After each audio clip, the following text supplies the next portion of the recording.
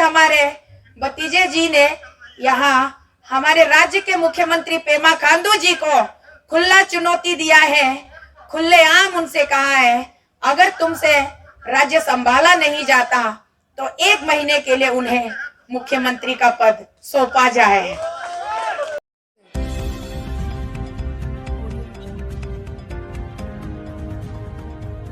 मेरे राज्य के, हमारे राज्य के अरुणाचल प्रदेश के माता पिताओं, भाई बहनों और हमारे जितने भी युवा पीढ़ियों, आप लोगों को एक बात खटकी की नहीं, भ्रष्टाचार के खिलाफ अरुणाचल में नारी शक्ति का गठन हो गया।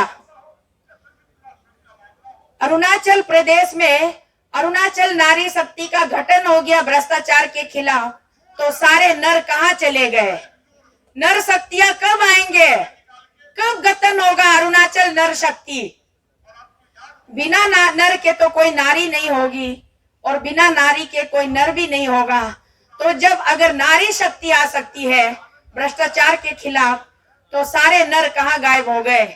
मेरे प्यारे नरों, अरुणाचल प्रदेश के सब आप लोग भी इकट्ठित हो जाइए और अपना नर संगठन स्थापन कीजिए और इन महान नारियों का समर्थन कीजिए, इनके पीछे हमेशा साए की तरह खड़े रहिए। मैं आप लोगों से गुजारिश करती हूँ, देखिए जिस तरह से हमारे मैडम प्रेसिडेंट अरुणाचल नारी शक्ति के प्रेसिडेंट मैडम तिली अमंग जी ने पिछले धरने में बोला था, नारी का इतना रूप है कि नारी कभी लक्ष्मी बनकर के घर में सुख और समृद्धि देती है, तो कभी नारी दुर्गा बनकर के हक की लड़ाई करती है, तो कभी नारी काली बनकर के बुराई का अंत करती है। तो आज वक्त आ गया है सारे नारियों को काली का रूप धारण करने की, क्योंकि बुराई अपनी चरम सीमा पार कर चुकी है। तो बुराई से लड़ना, बुराई को हराना अब हमारा अंतिम लक्ष्य है। मैं इसलिए अपने जितने भी अरुणाचल प्रदेश के नारियां हैं, सारी नारियाओं से निवेदन करती हूँ कि आप लोग काली बन जाइए, माँ काली बन जाइए, माँ काली का अवतार लीजिए और इन बुराइयों को जड़ से उखाड़ के फेंकिए। बुराइयां कहाँ नहीं है? हर जगह बुराइयां है, हर जगह। यहाँ तक कि परिवार में, कम्युनिटी बेस्ड ऑर्गेनाइजेशन में, डिपार्टमेंट में, यहाँ तक कि हर एक छोटे छोटे समूह, हर एक ग्रुप में बुराइयां है। हर बुराइयों का अंत इसकी अब की बार नारियां करेगी, ये मेरा विश्वास है। तो जितने भी हमारे गांव के, जितने भी जिले के, जितने भी तहसील के, जितने भी नारियां हैं, आप लोग सड़क पर आ जाइए। और आप लोग, अब मुझे इस बात की कोई चिंता नहीं है कि जिस दिन प्रधानमंत्री जी अरुणाचल में आगमन करेंगे हमारे हवाई अड्डे के उद्घाटन के लिए, कम से कम इतनी नारियां सड़क पर उतरेगी, इतनी नारियां सड़क पर उतरेगी जिसकी कल्पना भी प्रधानमंत्री जी नहीं कर सकते। तो नारियों का टोल निकलेगा प्रधानमंत्री जी के स्वागत के लिए। अब मुझे इस बात की बिल्कुल भी चिंता नहीं है। कुछ दिन पहले मैं सोच रही थी कहीं हमारी माताएं बीमार ना पड़ जाए, हमारी माताएं खेती बाड़ी में ना व्यस्त हो जाए, लेकिन आज पता चला कि सारी नारियां सतर्क हो चुकी है और उन्हीं लोगों के इसी सतर्कता का जो एक कारण, इनके सतर्कता के कारण हम सब में एक ऊर्जा की उत्पत्ति हुई है। तो सलाम है उन नारियों को जिन्होंने हमारे अरुणाचल अगेंस्ट करप्शन की टीम की मुद्दे को समझा और इस मुद्दे को समर्थन देने का अपना एक उन्होंने निश्चय किया। तो धन्यवाद नारी शक्तियां। और साथ ही साथ मेरी गुजारिश बरकरार है सारे नर शक्तियों को भी, आप लोग भी जाग जाइए, कैरम बोर्ड के बोर्ड से बाहर निकलिए, रम्मी के अड्डे से बाहर निकलिए, बियर बार से बाहर निकलिए और जंगल में जो शिकार करने, हंटिंग पे जाते, फिशिंग पे जाते, वो लोग भी बाहर निकलिए। और जितने भी लोग मोटरसाइकिल राइडिंग, हॉर्स राइडिंग, हाथी राइडिंग, जो भी राइडिंग कर रहे हैं, वहां से भी आप लोग बाहर आइए और कम से कम अपने राज्य के हित के लिए अपनी आवाज उठाइए, अपने देश के निर्माण में जोरदार भागीदारी दीजिएगा, क्योंकि ये देश पूरे राज्य से को लेकर के देश बना है। तो इस देश का हर एक राज्य का हर एक व्यक्ति का इतना ही जिम्मेदार है जितना प्रधानमंत्री जी का जिम्मेदार है इस देश को निर्माण करने की। तो हमें संपूर्ण भारत में सारे हमारे जितने भी इस देश के नागरिक हैं उन सब से हम गुजारिश करते हैं कि एक एक व्यक्ति एक व्यक्ति विशेष का जितना योगदान जरूरी है अपने देश के निर्माण में उतना ही जरूरी है देश के राजनेताओं का, हर एक व्यक्ति के उनके सेंटिमेंट्स का, उनके भावनाओं का कदर करने की। तो जितनी व्यक्तियां अपने देश के निर्माण में पुरजोर हाथ जोड़ेगी, पैर निकालेगी, उतना ही जरूरी है देश के प्रधान, देश के मुखिया, देश के जितने भी कैबिनेट मिनिस्टर्स है, आप लोगों की जिम्मेदारी बनती है कि हर एक नागरिक की सेंटिमेंट्स को रिस्पेक्ट किया जाए और उनको समझा जाए। और हालांकि यहाँ पर आजकल कुछ राजनेता ऐसी भी है जिनके पास वक्त नहीं है।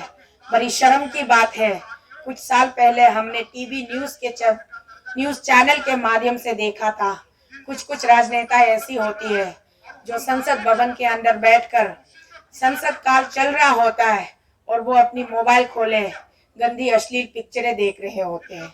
ये बड़ी दुर्भाग्य की बात है, शर्म आती है इन सब चीजों को देख करके, बोलने पर भी हमारी जुबान लड़खड़ाती है। ये बहुत ही दुर्भाग्य की बात है। ऐसे गंदे राजनेताओं को कुर्सी से उतार करके, गद्दी से पछाड़ करके उनको तिहाड़ जेल के अंदर डेंगू के जितने भी हमारे सेनानी है मच्छरों के बीच में उनको कुश्ती लड़ने के लिए फेंक दिया जाना चाहिए। और हमारे भतीजे जी, प्रधानमंत्री के भतीजे जी, हमारे अची जोबांग मोदी जी, आपने बहुत बढ़िया बात कही है। वाकई में क्या ये हकीकत में हो सकता है? हिंदी सिनेमा में, बॉलीवुड के सिनेमा में दिखाया जाता है कि अमरीश पुरी जी को एक पत्रकार, एक नीदर पत्रकार जो कि शिवाजी राव के नाम से उसका जो वहां पे कैरेक्टर था, वो कहता है कि आपने दंगा लगाया है, आपने शहर जलाया है, आप एक मुख्यमंत्री होकर के इतनी गंदी राजनीति कैसे खेलते हो? तो हमारे अमरीश पुरी जी ने उनको ललकार दिया कि तुम में है दम तो तुम इस कांटों की कुर्सी पर एक दिन तुम विराजमान के देखो, फिर तुम्हें पता चलेगा हम कितनी अंगारों से, कितनी कांटों से गुजरते हैं। तो एक दिन के लिए मुख्यमंत्री बनने का उनको चैलेंज दिया गया था। तो हमें लगा ये सारी चीजें काल्पनिक होगी, हमारे संविधान में ऐसा कोई प्रावधान नहीं होगा। पता नहीं, मैंने इस विषय में पर्टिकुलरली संविधान की को छानबीन नहीं की है, खोजबीन नहीं की है, लेकिन आज हमारे भतीजे जी ने यहाँ हमारे राज्य के मुख्यमंत्री पेमा खांडू जी को खुला चुनौती दिया है, खुलेआम उनसे कहा है अगर तुमसे राज्य संभाला नहीं जाता तो 1 महीने के लिए उन्हें मुख्यमंत्री का पद सौंपा जाए। ये बहुत बड़ी बात है पेमा भाई, आपके दुख में हम जरूर आपके साथ हैं। हम कभी नहीं चाहेंगे कि आपके दुख के घड़ी में हम आपका मजाक बनाए या आपके साथ हम कोई भी बदतमीजी करें या कोई बाहियात बद्दी बातें करें। फिर भी मजबूरी हमारी है क्योंकि आप राज्य के मुख्यमंत्री पद पर हो। हम मुख्यमंत्री की कुर्सी से बात कर रहे हैं, हम आपके व्यक्तिगत जीवन से बात नहीं कर रहे हैं। तो आज आपके जीवन में दुख का काल चल रहा है। बड़े भाई के चले जाने से बहुत अफसोस हम सारे अरुणाचल अगेंस्ट करप्शन के टीम को भी है। फिर भी मुख्यमंत्री महोदय, आप इसको पर्सनल ना लें, ये जो बातें हैं ये कहनी जरूरी है, जरूरी ही नहीं बहुत ज्यादा जरूरी है। क्योंकि अगर मुख्यमंत्री, देखिए परीक्षा में जब छात्र बैठते हैं तो परीक्षा में अगर वो अच्छा कार्य नहीं करता है, उसकी लिखित अच्छी नहीं होती है, उसका जवाब अच्छा नहीं होता है, तो वो छात्र फेल हो जाता है। उसी तरीके से कोई भी राजनेता अगर राज्य की सेवा नहीं करता है तो वो भी एक फेल राजनेता कहलाता है। तो उसी फेलियर गवर्नमेंट से, उसी फेल राजनेता से हमारे भतीजे जी ने बोला कि उनको जिम्मेदारियां सौंपी जाए, तो वो करके दिखाएंगे कि अरुणाचल को एक महीने के अंदर, 90 दिन के अंदर, 30 दिन के अंदर वो अरुणाचल को किस प्रगति की तरफ ले जाएगा। यहाँ पर हम अरुणाचल को भ्रष्टाचार से बचाने की गुहार लगा रहे हैं, और मुख्यमंत्री चाहते तो ये उनके लिए बहुत मामूली बात है, क्योंकि जो मुख्यमंत्री राज्य के हित के लिए होता है, देश के हित के लिए होता है, वो कभी नहीं चाहेगा कि उनकी जनता नाराज रहे, उनकी जनता भूखी रहे, उनकी जनता प्यासी रहे। वो हमेशा यही चाहेगा कि उनकी जनता हमेशा आबाद रहे, खुश रहे, भला फूला रहे। तो आज हमारे राज्य के मुख्यमंत्री जी, आपकी जनता रो रहे हैं, सड़कों पर निकल रहे हैं और खुलेआम आपको चुनौतियां दे रहे हैं। इसको जरा गंभीरता से आप सोच के देखिए कि इसका जिम्मेदार कौन है। आखिर ऐसी क्या वजह है जिसके वजह से आपके अपने ही जनता आपके विरोध में प्रदर्शन करने को सड़क पर उतरे हैं। इसको आपको बहुत ही मैच्योर वे में, कॉन्शियस वे में आपको इसकी अपने आप में आपको करेक्शन करनी चाहिए, रेक्टिफिकेशन करनी चाहिए कि आखिर पब्लिक इतने उत्तेजित क्यों हो रहे हैं, पब्लिक आक्रोश में क्यों आ गए हैं।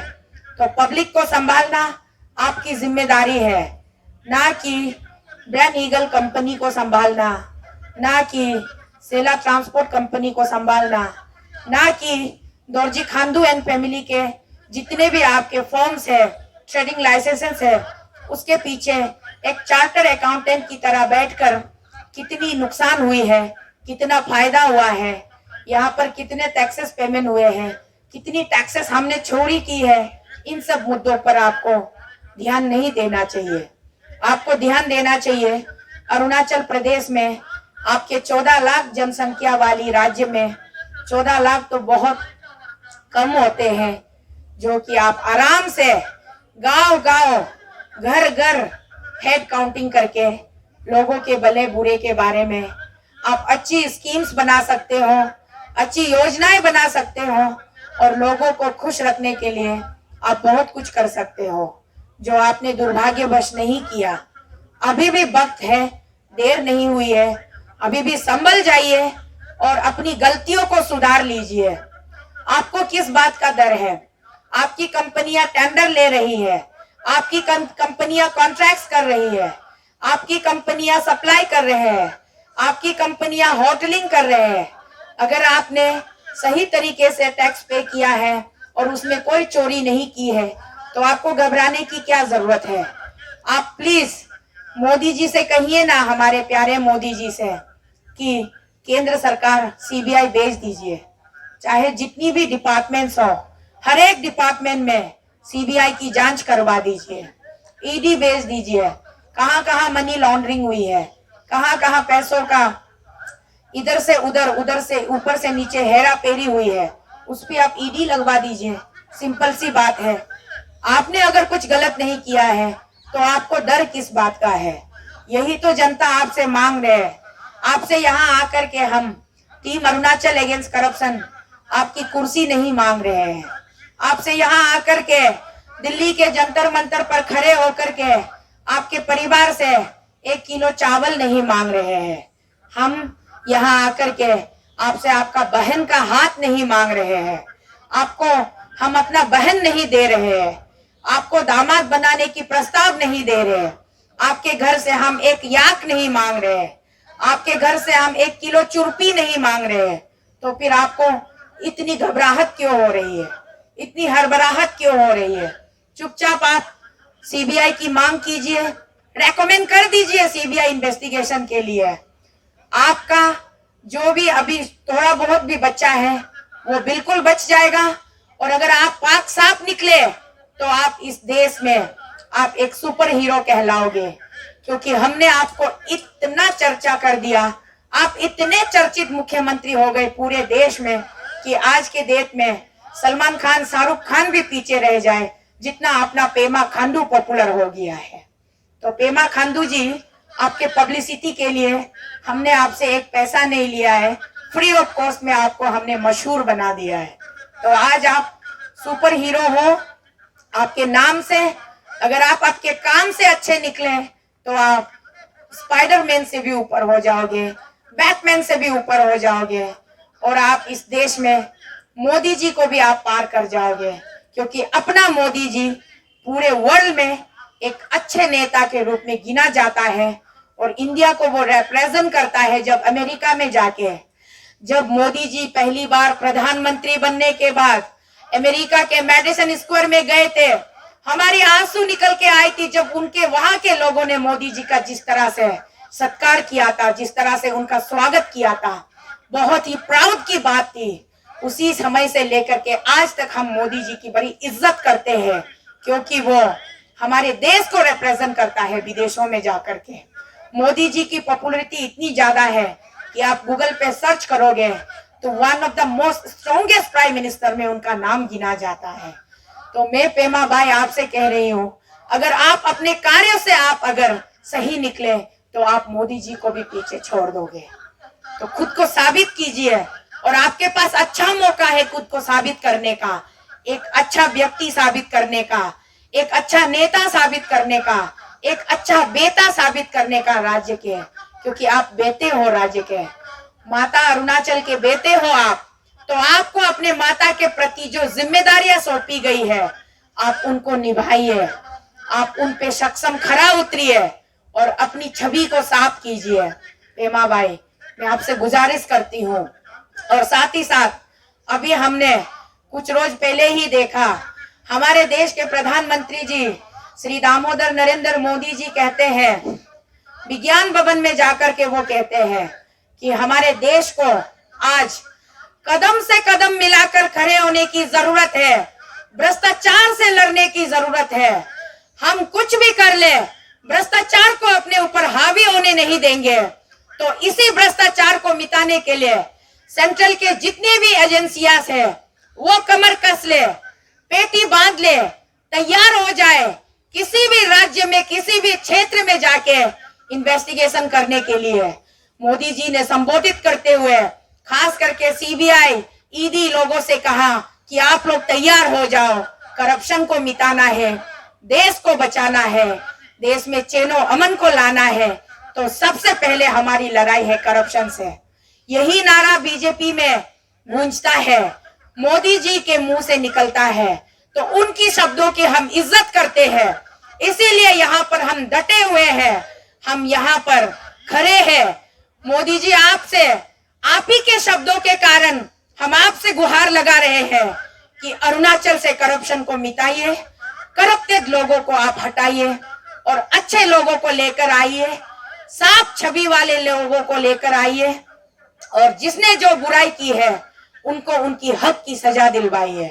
मोदी जी, आपने जिन एजेंसियों को कमर कसने की आपने चेतावनी दी है, जिनको तैयार होने के लिए आपने कहा है, उन्हीं आपके बहादुर फौज सिपाहियों को अरुणाचल प्रदेश का दौरा करा दीजिए। अरुणाचल प्रदेश में हमें कुछ और चीज की जरूरत नहीं है।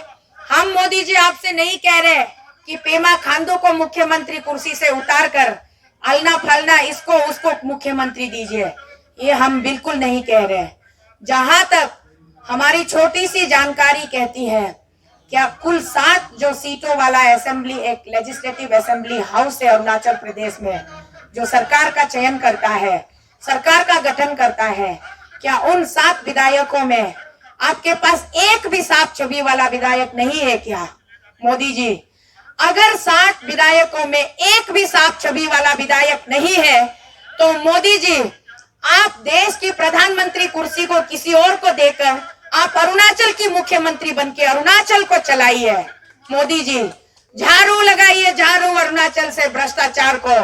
यहाँ पर आप किसी और को कुछ दिनों के लिए आप अपनी रिस्पॉन्सिबिलिटी दीजिए और अरुणाचल आकर कम से कम ज्यादा ना सही तो 90 दिनों के लिए सही। मोदी जी, आपको हम आमंत्रित करते हैं, सारे अरुणाचल के आम जनता कि आप अरुणाचल की मुख्यमंत्री बनकर के आपके छोटे बेटे जैसे भाई जैसे पेमा भाई को ये बताइए, ये सिखाइए कि भ्रष्टाचार को कैसे मिटाया जाता है। इसका प्रावधान है शायद संविधान में, मैं उसकी तह तक नहीं गई, फिर भी मैं आपको स्वागत करती हूँ, आपको आमंत्रित करती हूँ। अगर आपके 7 विधायकों में कोई भी लायक वाला एक भी विधायक आपने पैदा नहीं किया तो आप खुद ही विधायकी का रोल निभाइए और मुख्यमंत्री बनकर अपने मेरे राज्य को, आपके देश के राज्य को आप बचाइएगा इस भ्रष्टाचार से। एक एग्जाम्पल पूरे इंडिया में आंखें खोलने के लिए कि बीजेपी सरकार ये भी कर सकती है, वो भी कर सकती है बोलने के लिए एक मिसाल कायम कीजिए भारत के इतिहास में। मोदी जी, आपसे मैं गुहार लगाती हूँ, एक मिसाल कायम कीजिए। अगर आप वो नहीं कर सकते जो मैं आपसे कह रही हूँ तो कम से कम आपके लिए बहुत ही छोटा सा मामूली सा काम है, सीबीआई और ईडी को 2 शब्दों में ऑर्डर लिख करके एक हस्ताक्षर मार के भेज दीजिए अरुणाचल प्रदेश में। जब तक सीबीआई और ईडी आप नहीं भेजेंगे, आपके अरुणाचल की जनता यूं ही रोते रहेंगे, भिलकते रहेंगे, आग में जलते रहेंगे। आग से याद आया, आजकल क्या अरुणाचल में आग जलने का क्या एक फैशन बन गया है। अभी कुछ दिन पहले ही हमारी राजधानी की नाहरलगुन सुपरमार्केट में दीपावली का अवसर था, दीपावली का मौसम था। हम जानते हैं दीपावली में लोग पटाखे जलाते हैं, जुरजुरिया जलाते हैं। दीपावली खुशियों का त्योहार है, दीपों का त्योहार है। तो दीपावली के समय लोग ज्यादा से ज्यादा कितनी देर तक पटाखे जलाते हैं? आकाश भाई, आप तो पंडित हो, आप ही हमें बता दीजिए कि कितने बजे तक दीप जलाते हैं लोग, कितने बजे तक पटाखा जलाते हैं? क्या सुबह तक जलाते हैं क्या? अगर सुबह तक नहीं जलाते हैं तो सुबह 4 बजे पटाखा का हवाला देकर नाहरलगुन मार्केट में आग किसने लगाया है? कोई पब्लिक तो नहीं लगाएगा, कोई भी पब्लिक तो अपना मार्केट नहीं जलाएगा। मुझे कभी कभी ऐसा लगता है इसमें सरकार की कोई बहुत बड़ी षड्यंत्र होगी, क्योंकि सरकार के पास करप्शन करने के लिए, नया स्कीम बनाने के लिए और कोई प्लान तो दिमाग में आता नहीं। तो उसने यही सोचा होगा कि मार्केट को जला देते हैं और मार्केट के रिकंस्ट्रक्शन के लिए एक योजना तैयार करते हैं, कुछ फंड बनाते हैं, कुछ स्कीम बनाते हैं। जुम्मा मुझे यहाँ तक दूर दूर से सुनने को आया, मेरे पास ऑफिशियल इंफॉर्मेशन नहीं है, उड़ती खबर है कि मार्केट को जलाने के बाद मार्केट के रिकंस्ट्रक्शन के लिए, उसके पुनर्निर्माण के लिए कुछ 25-30 करोड़ की एक स्कीम सैंक्शन हुई है। तो शायद उसी पैसों को गबन करने के लिए आपने जानबूझकर हजारों लोगों के पेट में लात मारा है। ये मुझे बहुत बड़ा षड्यंत्र लगता है, लेकिन मैं साफ लफ्जों में कह रही हूँ, इसका मेरे पास कोई सबूत नहीं है। अगर सबूत होता या फिर मुझे पक्की इंफॉर्मेशन मिलती तो मैं यहाँ से जंतर मंतर से दिखा कर चिल्ला कर वो बातें मैं यहाँ रखती। लेकिन मैं बंधी हुई हूँ अपनी सीमाओं में, क्योंकि मेरे पास में कोई पुख्ता सबूत नहीं है। ये उड़ती खबर है। और नाहरलगुन मार्केट को जलाने के बाद आज फिर सुबह में सोशल मीडिया में देखती हूँ, हमारे पापुम पारे डिस्ट्रिक्ट के जो एक किमिन ब्लॉक एक नाम है, जिस किमिन को आप लोगों को याद होगा, अरुणाचल प्रदेश के पब्लिक को याद होगा कि जिस किमिन को अरुणाचल बताने के लिए शर्मा कर उन लोगों ने किमिन को असम बताया था। आप सोच के देखिए, हमारे किमिन में बीआरओ के रोड का उद्घाटन होता है। यहाँ से हमारे देश के कैबिनेट मिनिस्टर ऑनरेबल श्रीमान राजनाथ सिंह जी वहां आते हैं, उनके साथ हमारे किरण रिजिजू जी आते हैं और हमारे राज्य के मुख्यमंत्री खुद वहां आते हैं और असम के मुख्यमंत्री को आमंत्रित करते हैं और उनके सामने ये दिखाया जाता है कि किमिन असम राज्य का हिस्सा है, अरुणाचल का नहीं है। कितनी शर्म की बात है। उस वक्त भी अरुणाचल के पब्लिक बहुत सेंटिमेंट्स हुए थे और पब्लिक सड़क पर उतरे थे। तो आपने बाद में क्या किया, एक नाटक रचा, एक हाई पावर कमेटी का गठन किया और उस हाई पावर कमेटी ने ये निर्णय लिया कि इसमें अरुणाचल सरकार का कोई गलती नहीं है, इसमें अगर किसी की गलती है तो बीआरओ की गलती है। तो बीआरओ के कुछ ऑफिसर्स को दिखाने के लिए, कहते हैं ना हाथी के पास दो लंबे लंबे बड़े बड़े दांत होते हैं, वो दांत केवल दिखाने के लिए होते हैं, खाने वाला दांत यहां से निकल के आता है। उसी तरीके से अरुणाचल सरकार ने क्या किया, बीआरओ के स्टाफ को, ऑफिसर्स को एक नाटक रचने को कहा कि गलती आपसे हुई है, स्वीकार करो, और कुछ लोगों को निलंबित किया, बर्खास्त किया नौकरी से। खैर मैं उस मुद्दे पर वापिस अभी नहीं आ रही हूँ, उस मुद्दे पर हम फिर कभी दिन चर्चा करेंगे। रेफरेंस इसलिए लिया, उसी किमिन में आज सुबह मैंने देखा, किमिन का जो इंडस्ट्री है, जो वीविंग सेंटर है महिलाओं का, उसमें फिर एक भयानक, महाभयानक आग लगी है। तो ये आग कैसे लगी है, क्या धीरे धीरे करके अरुणाचल को यूं ही टुकड़ों टुकड़ों में जला करके ही आप लोग दम लोगे? हर जगह आपका फायर ब्रिगेड टाइम से क्यों नहीं पहुंचता है? हर जगह फायर ब्रिगेड के टंकी में पानी क्यों नहीं होता है? लोगों की रक्षा करने आए हो आप लोग, सरकार में बैठे हो, क्यों आप लोग भक्षक का रूप धारण किए हुए हो? रक्षक को रक्षा करना चाहिए, ना कि आपको बख्शी बन करके भक्षक का रूप धारण करना है। ये बहुत बहुत ज्यादा चिंता का बात है और चिंता का विषय है कि आज हमारी राज्य की प्रशासन किस कगार पर खड़े है और हमारे राज्य की आम जनता किस स्थिति में जी रहे हैं। हमें अभी कौन बचाएगा? हमें